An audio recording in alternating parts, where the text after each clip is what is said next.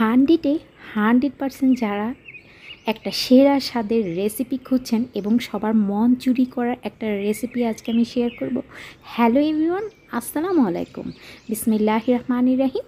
এখানে আমি কাঁকরোলটা আজকে আমি এত মজার স্পেশাল একটা পুর দিয়ে আমি ভাজি করব। পুর দিয়ে তো আমরা অনেকভাবে খেয়েছি, কিন্তু ট্রাস্ট মি, এইভাবেই এই পুর দিয়ে করলে আপনার আজীবন মুখে স্বাদ লেগে থাকবে এবং কাঁকরোল আপনি যারা পছন্দ করে না তারাও চেটেপুটে খাবে।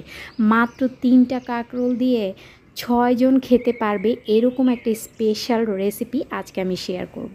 এখানে আমি 3টা কাঁকরোল নিয়েছি, আর কাঁকরোলগুলো একটু বড় সাইজের ছিল। আমি মাঝ বরাবর এই রকম একটু ফালি করে নিচ্ছি, আর এরকম চাক চাক করেই ফালি করে নিতে হবে। মাত্র 2 ভাগ করে নিয়েছি। একটা পাতিলে যখন পানিতে বলক চলে আসবে, হাফ চা চামচ লবণ দিয়ে ধুয়ে রাখা কাঁকরোলগুলো দিয়ে দিচ্ছি। কাঁকরোলগুলো দিয়ে আমি 50%-এর মতো সিদ্ধ করব। প্রায় 100% পুরো কুক করা যাবে না, 50%-এর মতো সিদ্ধ করব। অন্যদিকে এখানে আমি 6-7-8টা চিংড়ি মাছ নিয়েছি, বড় চিংড়ি নিয়েছি। আপনারা চাইলে ছোটো চিংড়িগুলো নিতে পারেন, তো বড় চিংড়ির খোসা থাকে না, সেই ক্ষেত্রে চিংড়ি মাছগুলো খেতে সুবিধা হয়। তাই বড় চিংড়িগুলো আমি কেচি দিয়ে এরকম ছোট ছোট একদম কিমা করে নিয়েছি। অন্যদিকে কিন্তু আমার কাঁকরোলগুলো সিদ্ধ হয়ে গেছে 50%-এর মতো। এই যে দেখতেই পাচ্ছেন, এর চেয়ে বেশি সিদ্ধ করা যাবে না।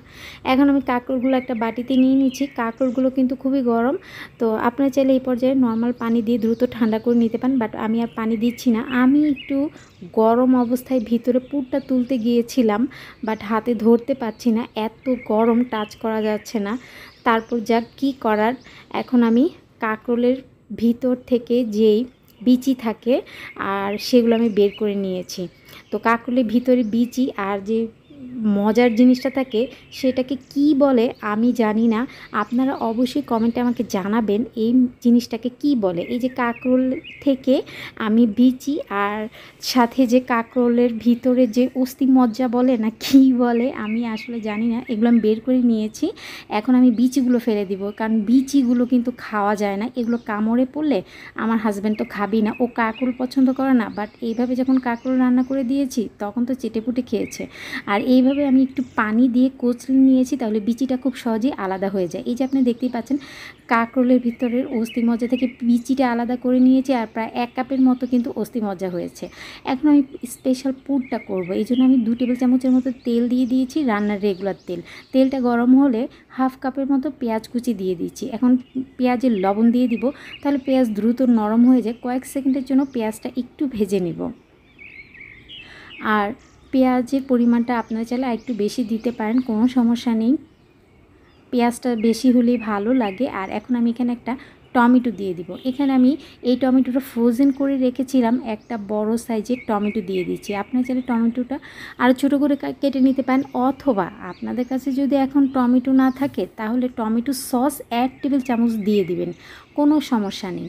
বাট আমার কাছে ছিল তাই আমি দিয়েছি। টমেটোটা নরম হলেই আমি দিয়ে দিচ্ছি যেই চিংড়ি মাছগুলো আমি কিমা করে রেখেছিলাম, সেই চিংড়ি মাছের কিমাটা।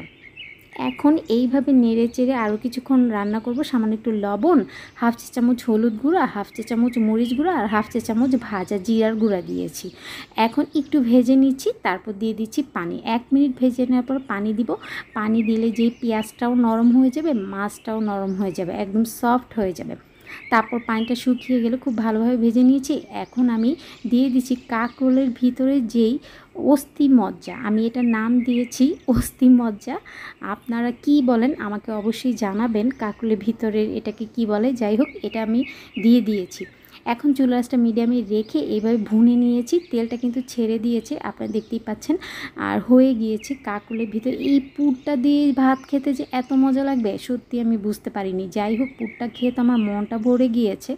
অন্যদিকে একটা ডিমে আমি সামান্য একটু লবণ দিয়ে খুব ভালোভাবে ডিমটা ফেটে একটা সাইডে রেখে দিব। এখন আমি কাঁকরোলের ভিতরে পুরগুলো ঢুকাবো। এই জন্য আমি এই যে কাঁকরোলগুলো কত সুন্দর লাগছে দেখতেই আমার অনেক ভালো লাগছে, ইচ্ছে করছে না এটা খাই। যাই হোক, এখন আমি ভিতরে যে পুরটা আছে 1 চা চামচ করে দিয়ে খুব ভালোভাবে এইভাবে চেপে চেপে দিচ্ছি।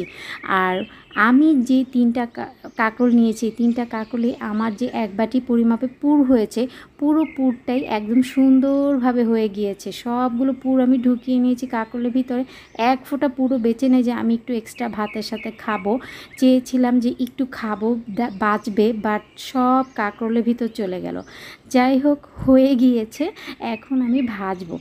আর ভাজতে খুব কম তেল লাগে, আমি তেলটা একটু বেশি দিয়ে ফেলেছি। আপনারা কিন্তু আরেকটু কম তেল দিয়ে এটা ভেজে নেবেন। এখন ডিমের মধ্যে চুবিয়ে তারপর আমি কাঁকরোলগুলো একটা একটা করে দিয়ে দেবো ডিমের মধ্যে। এটা একটু চুবালে কি হবে, তাহলে ভিতরে যে পুরটা সেটা পুড়েও যাবে না আর বের হয়ে যাবে না।